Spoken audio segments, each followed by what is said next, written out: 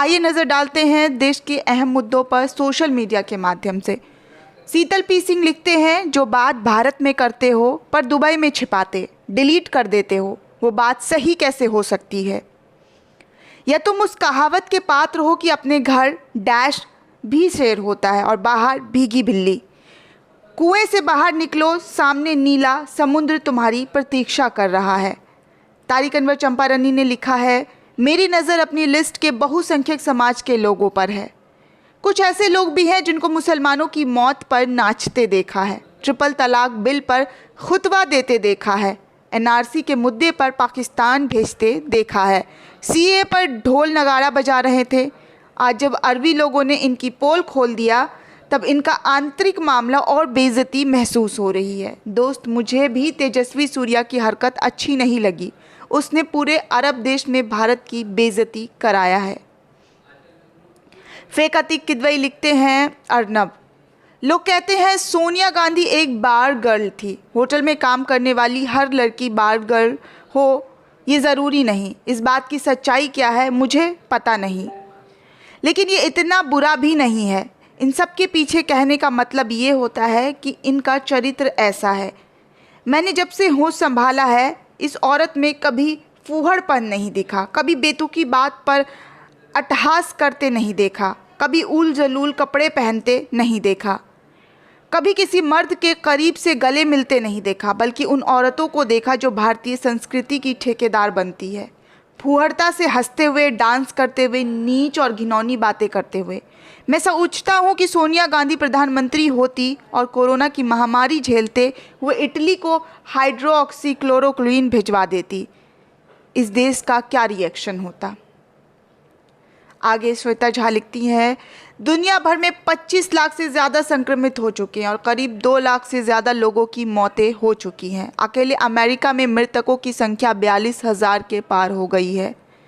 भारत में बीमारी शहरों में फैल रही है। गांव वाले सतर्क रहें, 4 दिन की ज़िंदगी बची है सबकी। जितनी जल्दी हो हिंदू मुसलमान कर लीजिए, जात पात की घृणा दर्शा लीजिए, क्योंकि मरने के बाद किसी को मौका नहीं मिलता। पवन कुमार लिखते हैं, मैं भारतीयों के साथ पली बढ़ी हूँ, वह इस तरह के नहीं होते। संयुक्त अरब अमीरात के एक बड़े व्यापारिक घराने की महिला जब ये कहती है तो हमें अपने आचरण पर पलट कर देखना होगा। बीते 1 दशक से मैं अरब के देश में अपना चेहरा बदलने को बेकरार है। वहाँ कला, संस्कृति, इतिहास, संगीत आदि पर सरकार खूब व्यय कर रही है। शारजाह में एक किताब का विशेष जोन बन रहा है। वहाँ साहित्य पर नोवेल से ज़्यादा सम्मान राशि वाले सालाना साहित्य पुरस्कार के साथ साथ अनुवाद पर सहायता जैसे काम चल रहे हैं। अरब में इतिहास और पुरातत्व खोजने के कई अभियान चल रहे हैं। पूरे अरब जगत में कई करोड़ भारतीय रहते हैं एवं काम करते हैं। कई की तीसरी पीढ़ी वहाँ रह रही है।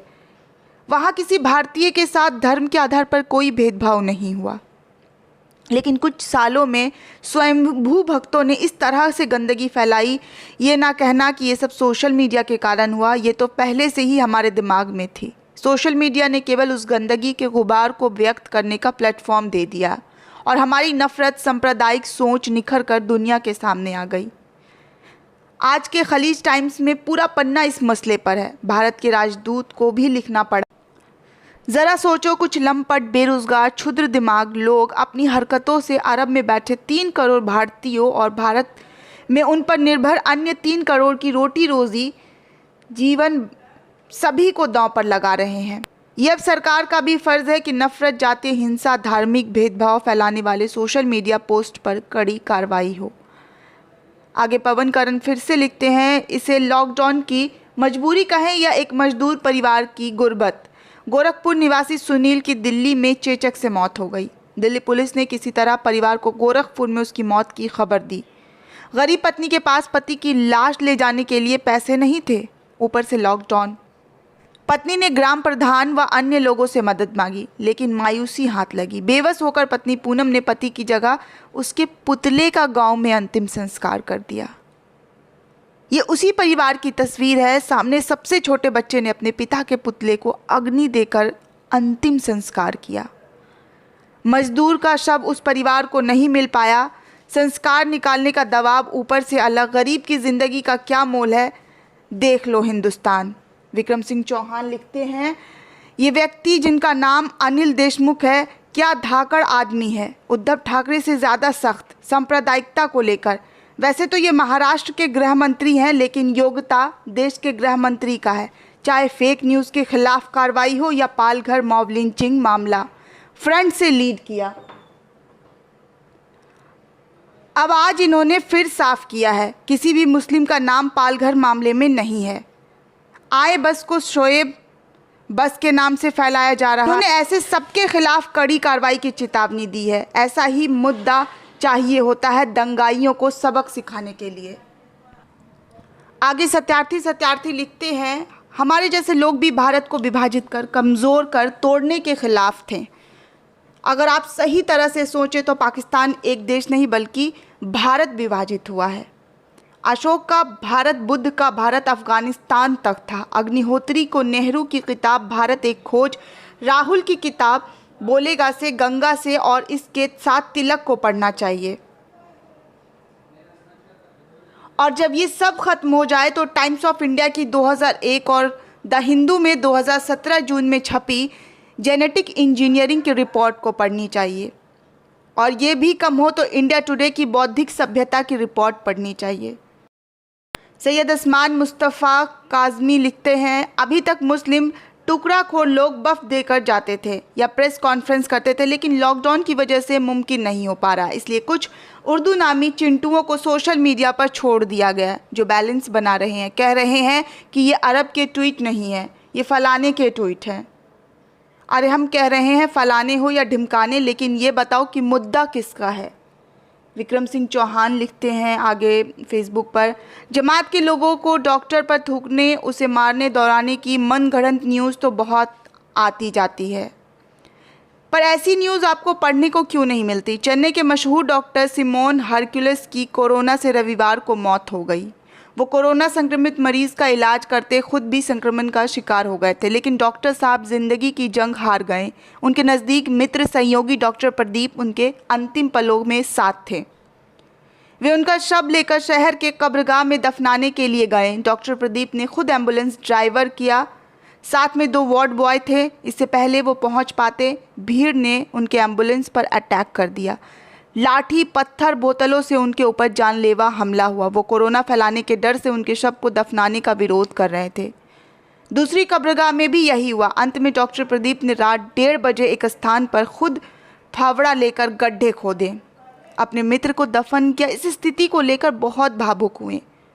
तो ये सलूक हो रहा है देश में डॉक्टरों के साथ, जो आपके लिए मर गए, उन्हें 2 गज ज़मीन की भी नसीब नहीं हो रहा। आपको ये खबर भी पढ़ने को नहीं, क्योंकि यहाँ भीड़ का धर्म अलग है। आगे राजेंद्र प्रसाद सिंह लिखते हैं, हर जुर्म की सज़ा जेल नहीं होती। लॉकडाउन के बीच बिहार के नालंदा में एक गरीब परिवार के घर में 2 नाबालिग बच्चे और एक माँ थी। पिता की मौत पहले हो चुकी थी, माँ विक्षिप्त थी। घर में भोजन नहीं और लॉकडाउन में कोई काम नहीं। कई दिनों से पागल माँ खाने के लिए तड़प रही थी और नाबालिग छोटा भाई भी।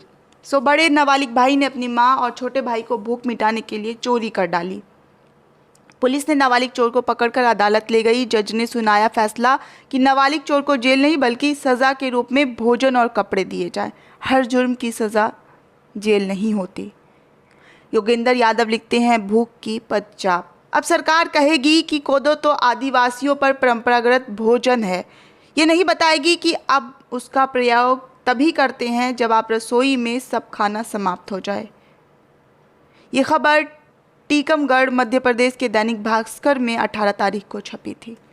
आगे मुलायम सिंह ने लिखा है, मैं सब कुछ इतिहास के आईने में देखना पसंद करता हूँ। वर्तमान में तुम इतिहास को चाहे जितना मिटाना चाहो, लेकिन इतिहास तुम्हारी दरिंदगी एवं अमानवीयता को हमेशा याद रखेगा। खून की छींटे एक दिन अपनी गवाही ज़रूर देंगे। ब्राह्मणवादी नाजियों की नस्लों पर लोग थूकेंगे, समाजवाद ही मुक्ति का रास्ता है।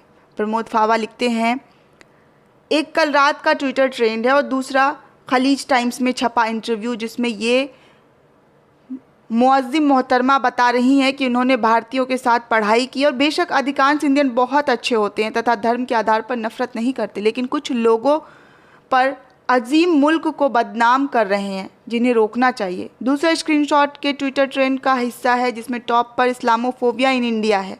और 5वें स्थान पर आरएसएस आतंकी संगठन है। मेरे विचार से ये दोनों ही ट्रेंड दीर्घकालीन दृष्टिकोण से भारत के लिए बहुत नुकसानदेह साबित हो सकते हैं, लेकिन हम भी कब तक नकार खाने में अपनी तूती बजाते रहेंगे। यद्यपि अभी 2 साल पहले लिखी गई हिंदुत्व फोबिया को भी आपने मुकाम तक आना बाकी है, लेकिन एक दुखद ट्वीट और देखा जिसमें यूएन का टैग करके को अंतर्राष्ट्रीय आतंकी घोषित करने की मांग की गई है। आगे जितेंद्र नारायण लिखते हैं, कारगिल युद्ध के समय शहीद जवानों के लिए खरीदे गए ताबूत में घोटाला करने वाले अगर कोरोना वायरस संक्रमण की जांच के लिए खरीदे गए रैपिड टेस्ट किट में भी घोटाला कर दें तो आश्चर्य मत कीजिए। मोदी सरकार द्वारा खरीदे गए रैपिड टेस्ट किट को राजस्थान में जांच करने में मात्र 5.4% ही सही पाए गए, जिसके चलते आईसीएमआर ने 2 दिनों के लिए इस रैपिड टेस्ट किट में जांच पर रोक लगा दी है। धनंजय कुमार लिखते हैं आगे, कल रात 12 साल की एक बच्ची और 40 साल के करीब एक आदमी की मौत की खबर से मन परेशान है। दोनों मजदूर थे और लॉकडाउन के चलते पैदल अपने घर के लिए निकल पड़े थे। सैकड़ों किलोमीटर पैदल चले और गांव घर पहुंचने से पहले ही मौत ने दबोच लिया। ये तो 2 उदाहरण भर है, ऐसी मौतें मरने वालों की अनगिनत है। वे वियावन जंगल में नहीं चल रहे थे, महानगरों की लंबी चौड़ी सड़कों से गुजर रहे थे, लेकिन कहीं ऐसा इंतज़ाम या इंसान नहीं मिला जो उनके दुखों को कम कर पाता, उनसे पूछ पाता, भाई बहन बेटा बेटी पैदल चले आ रहे हो, इतनी दूर से, प्यास लगी होगी, भूख लगी होगी, कुछ खा पी लो। कितना व्यावा है ये देख पाना, कल्पना कर पाना उन मरने वालों के करीब जाकर।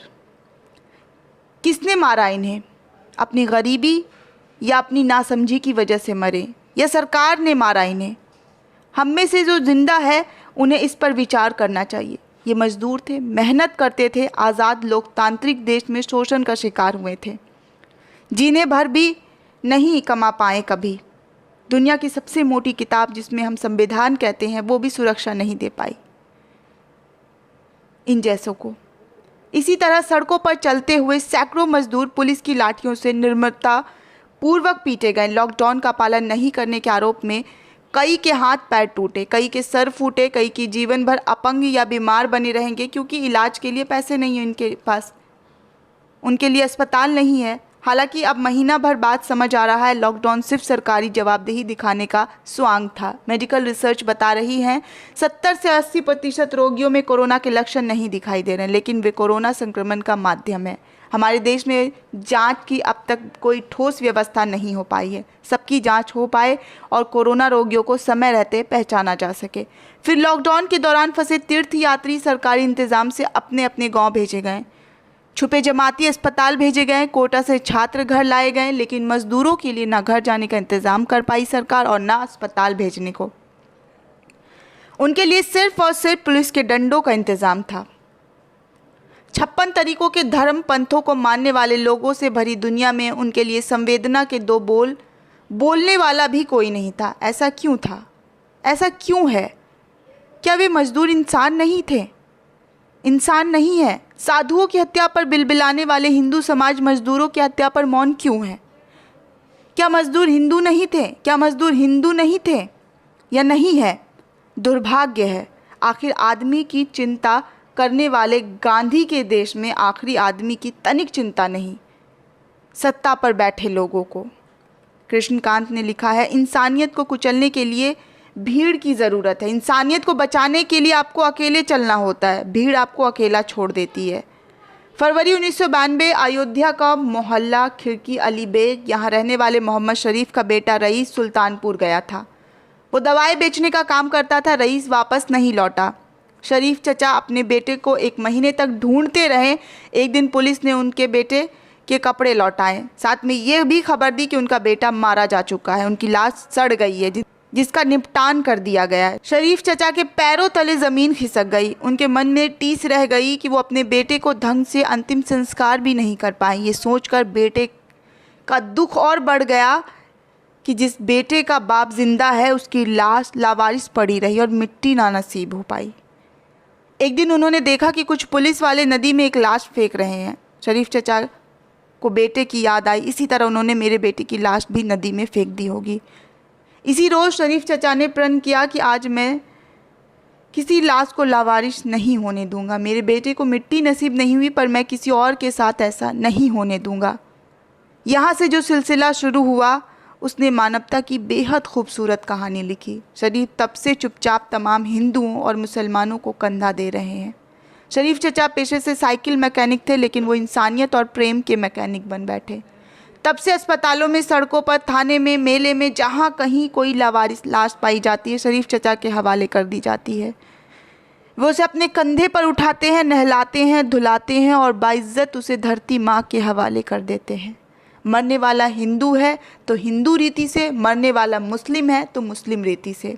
शरीफ चचा पिछले 28 सालों से लावारिस लाशों, मुर्दों को मसीहा बने हुए हैं और अब तक करीब 5500 लाशों को सुपर्द खाक कर चुके हैं। शरीफ चचा ने कभी किसी लावारिस के साथ कोई भेदभाव नहीं किया। उन्होंने जितने लोगों का अंतिम संस्कार किया, उनमें हिंदुओं की संख्या ज़्यादा है। उन्होंने हमेशा सुनिश्चित किया कि मरने वाले को उसके धर्म और परंपरा के मुताबिक पूरे सम्मान के साथ अंतिम विदाई दी जाए। शरीफ चचा का कहना है कि दुनिया में ना कोई हिंदू होता है, ना कोई मुसलमान होता है, इंसान बस इंसान होता है। वो कहते हैं कि हर मनुष्य का खून एक जैसा होता है। मैं मनुष्यों के बीच खून के इस रिश्ते में आस्था रखता हूँ। इसी वजह से मैं जब तक ज़िंदा हूँ किसी भी इंसान के शरीर को कुत्तों के लिए या अस्पताल में सड़ने के लिए नहीं दूंगा। शरीफ चचा भी बरसों से अकेले ही चले जा रहे हैं। उनके पास आसपास के लोगों ने उनसे दूरी बना ली है। लोग उनके पास आने से घबराने लगे हैं। लोग उन्हें छूने से बचने लगे हैं। लोगों ने करीब करीब उनका बहिष्कार कर दिया। परिवार ने कहा तुम पागल हो गए हो। शरीफ चचा ने हार नहीं मानी। इस साल भारत सरकार ने उन्हें पद्मश्री पुरस्कार से नवाजा है। ऐसे समय में जब राजा सिंहासन जहर उगलता घूम रहा है, आपको शरीफ चचा के बारे में जानने और वैसी इंसानियत को अपने अंदर उतारने की ज़रूरत है। जब यहाँ बहिष्कार अभियान चलाया जा रहा है, शरीफ चचा लावारिस हिंदुओं और मुसलमानों को समान भाव कंधा दे रहे हैं। जितेंद्र नारायण लिखते हैं, मुकेश अंबानी कभी नहीं सुधरेंगे और ये कभी भी ईमानदारी और काबिलियत से कोई भी बिजनेस नहीं चला पाएगा। बस सरकार में घुसपैठ करके नेताओं और अधिकारियों को मिलाकर और उसे लूट में हिस्सेदारी बनाकर देश का धन चाहे जितना लूट ले। रिलायंस इंडस्ट्रीज़ का एक कर्ज चुकाने के लिए मुकेश अंबानी अब रिलायंस जियो में भी 9.99% हिस्सेदारी फेसबुक को, यानी कि 43,574 करोड़ रुपए में बेचने को मजबूर होना पड़ा। लगता है ओएनजीसी का जो 30,000 करोड़ रुपए का गैस चुराया था और मोदी सरकार की कृपा से उसे पचाने में भी सफल हो गए। उस हज़ारों करोड़ रुपए का भी इसने राई छुट्टी कर लिया है। पता नहीं इसमें भी मोदी जी को चुनाव लड़ने के लिए कितना दिया था।